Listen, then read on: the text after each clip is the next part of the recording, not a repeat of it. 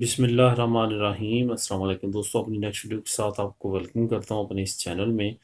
دوستوں، کئی دوست جو ہیں وہ پوچھتے ہیں جب وہ دوسری کنٹری سے اسپین میں آتے ہیں کہ ہم اگر شادی کر کے ڈاکومنٹ لیتے ہیں، پیپر لیتے ہیں، تو شادی ہم کن کے ساتھ کر سکتے ہیں، کن کے ساتھ نہیں کر سکتے۔ آپ کو بتاتا چلوں کہ کافی مافیاز بھی اس کام میں ملوث ہیں۔ وہ طرح طرح کے آپ کے ساتھ جھوٹ بول کے آپ کو پھنسانے کے لیے، آپ سے کچھ نہ کچھ حاصل کرنے کے لیے، کچھ رقم فراڈ کے ذریعے وہ آپ کو غلط انفارمیشن بھی پرووائڈ کرتے ہیں۔ بعض بات وہ ایسے لوگوں کو ساتھ آپ کی شادی کروا دیتے ہیں جھوٹ بول کے، جن کے ساتھ شادی کرنے کے بعد آپ کو کوئی بھی فائدہ حاصل نہیں ہونا ہوتا، یا ان کے پاس وہ اسپین کا سٹیٹس ہوتا ہی نہیں ہے کہ وہ آپ کو بھی لیگل کروا سکیں۔ تو اس ویڈیو میں شارٹ سی انفارمیشن آپ کو دوں گا، لیکن جامع اور مکمل دوں گا۔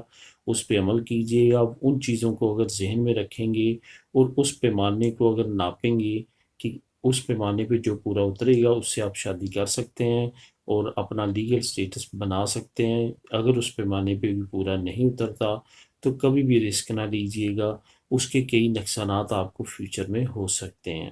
سب سے پہلے تو آپ کو ایک اہم بات یہ بتاتا چلوں کہ آنے والے وقت میں اگر کہ آپ کو کہتا ہے کہ برٹش کارڈ ہولڈر یا برٹش نیشنلٹی ہولڈر کے ساتھ آپ کی شادی کروا دیتے ہیں، آپ کو لیگل کروا دیتے ہیں، تو یہ بات یاد رکھیں، 30 دسمبر 2020 کے بعد کوئی بھی اگر کسی برٹش کے ساتھ شادی کرتا ہے تو اس کا سٹیٹس اسپین میں کیا یورپ کے کسی ملک میں بھی چینج نہیں ہوگا، کیونکہ جو برطانیہ ہے وہ یورپی یونین سے ایگزٹ کر چکا ہے، بریکسٹ ہو چکا ہے۔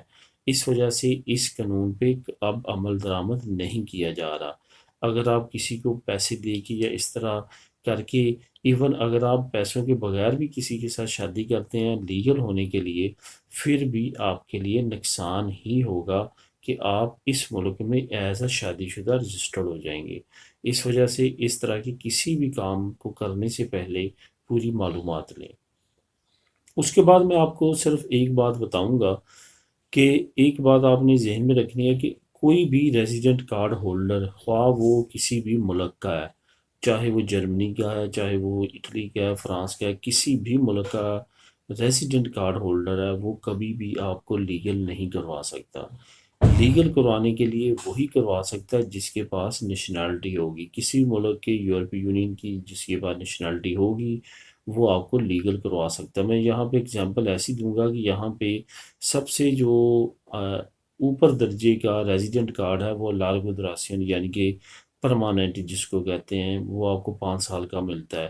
ایون وہ بھی اگر کسی کے پاس ہے تو وہ بھی اگر آپ اس کے ساتھ بھی شادی کرتے ہیں تو وہ بھی آپ کو لیگل نہیں کروا سکتا، اور نہ ہی وہ آپ کو یہاں پہ جو ہے وہ نیشنلٹی دلوا سکتا ہے۔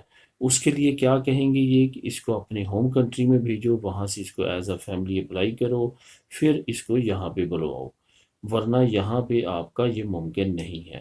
کیونکہ یہ لوگ بھی یہ جانتے ہیں کہ اگر یہاں پہ یہ سسٹم اوپن کر دیا گیا آگے کہ ریزیڈنٹ کارڈ ہولڈر لوگوں کو لیگل کروا سکتا ہے تو یہاں پہ بزنس اوپن ہو جائے گا، اور اس بزنس کی راہ میں آڑ میں کئی برے کام پھر ہو سکتے ہیں۔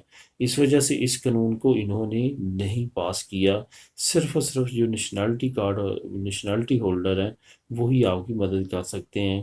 اگر اسپین کی کسی کا نیشنلٹی ہے یا کسی اور یورپ ممالک کی جو 27 ممالک ہیں تو اس سے شادی کریں اور اس سے آپ لیگل ہو سکتے ہیں۔ تو اس چیز کو اگر ذہن میں رکھیں گے کہ ہمیشہ جو ہے سٹیزن شپ دیکھنی ہے، ریزیڈنٹ کارڈ نہیں دیکھنا، تو پھر آپ اس معاملے کو بخوبی سمجھ جائیں گے اور آنے والے کسی بھی مشکل وقت سے بچ سکتے ہیں۔ تو دوستو، یہ تھی انفارمیشن، ملیں گے نیکسٹ ویڈیو میں نئی انفارمیشن کے ساتھ۔ اللہ حافظ۔